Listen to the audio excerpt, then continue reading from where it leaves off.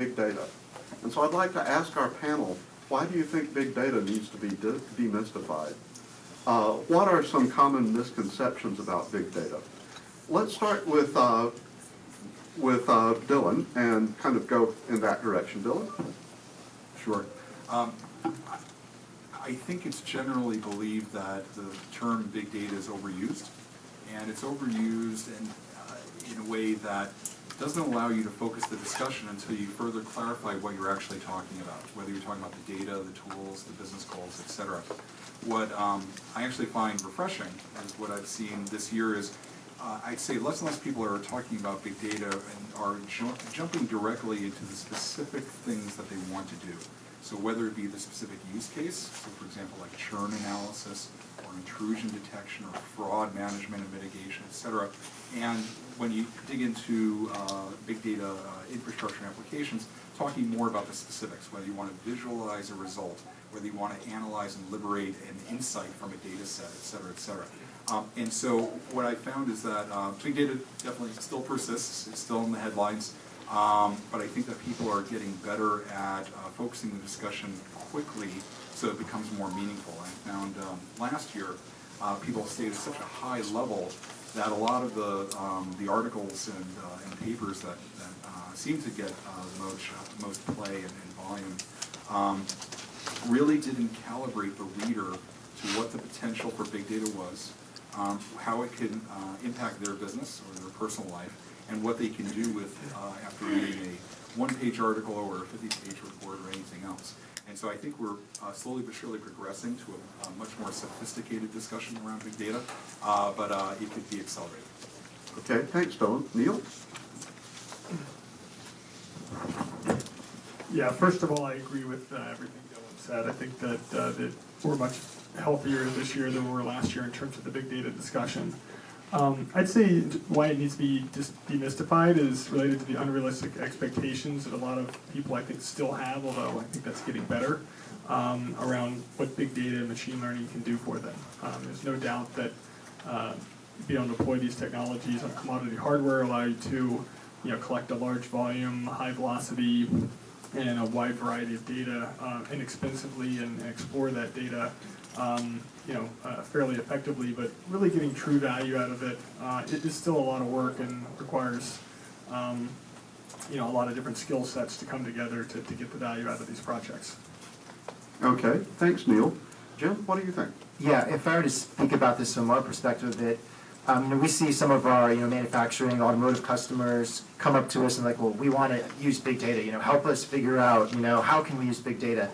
And it's hard to tell them exactly where to start because big data is kind of large, abstract concept. It's got a lot of hype. It's got a lot of related areas. Is it machine learning? Is it predictive analytics? There's a lot of different areas, and so really kind of working with customers and figuring out exactly what areas of big data apply to them, and then what expertise they're lacking, and then trying to figure out, well, how much do we need to develop a custom solution versus how much can we kind of use general purpose software packages or infrastructure packages. But it's just the reason why I think big data needs to be demystified is because it's just this huge area, and kind of you need to work at it in your industry with your customers, figure out what makes sense for them, and that could be a lot of different things. Okay, thanks. Next, Kelly.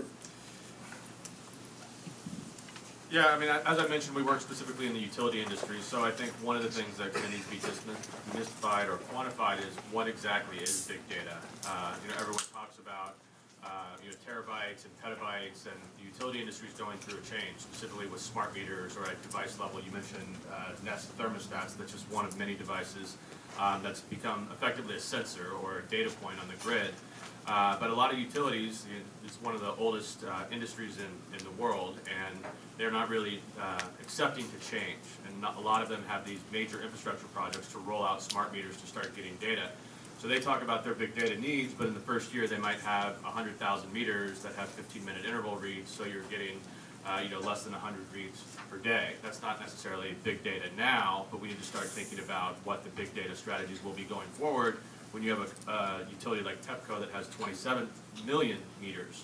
That's kind of a big data solution. And then for kind of each of the utilities that we work with, all of them have a different use case. So some of them have theft. So we're working on a program in Romania, in rural Romania right now, where theft is about 33%. Well, that same product isn't going to be effective in Tokyo because they don't have a big problem with people stealing power in Tokyo. So they need a completely different situation. And then a utility in Oklahoma will have capacity issues, so they'll have a demand response program. So it's in creating, even in just one industry, I know many of you work in more than one industry, so we work in just one industry and we could develop 30 separate products. And so I think focus on big data is really important for us. Okay, thanks, Kelly. Next, Knox. Sure, I think I'd like to point out something that I think of every time I hear the word big data, is that every single data point belongs to someone. That information was collected from someone's browsing behavior, their power consumption, an X-ray.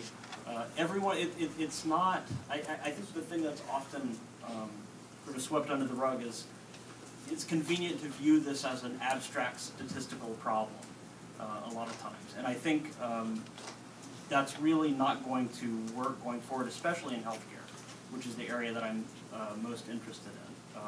Because the data holder has rights. Those rights have to be respected throughout. Of course, we want to analyze the big data to bring services to those people. It's for their benefit, but their rights to privacy have to be respected as we analyze that data. And I think that's something that's often sort of overlooked. I like math as much as the next guy, but that data all belongs to someone. Great point. Yasushi?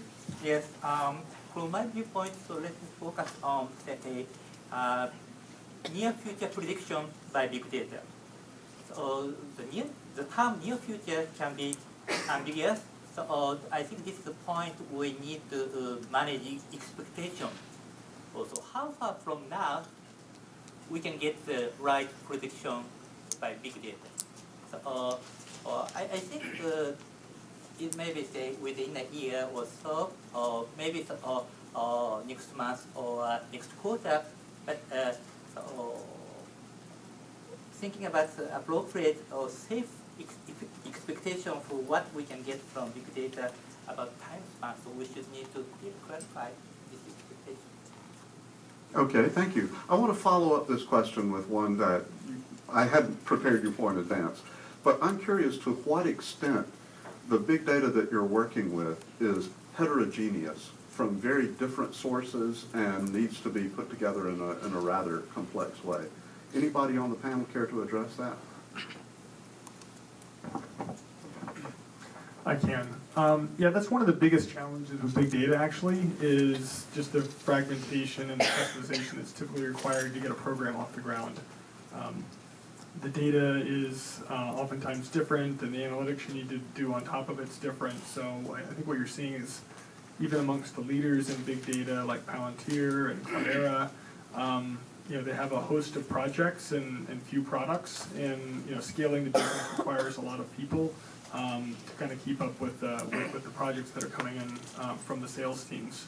So I think that's one of the opportunities going forward with big data, is to figure out a way to create a common set of data that's good enough and applicable across multiple situations to get more scale out of the programs. That's great. Thank you. Any other comments on that? Go ahead. So in healthcare in particular, the data is extremely heterogeneous. Even in genomics, what we normally think of as a genome sequence, it comes out of a sequencer. It can be half a terabyte of data for an individual. That quickly gets distilled down into what's unique about you versus what you share with 99.5% of everyone else.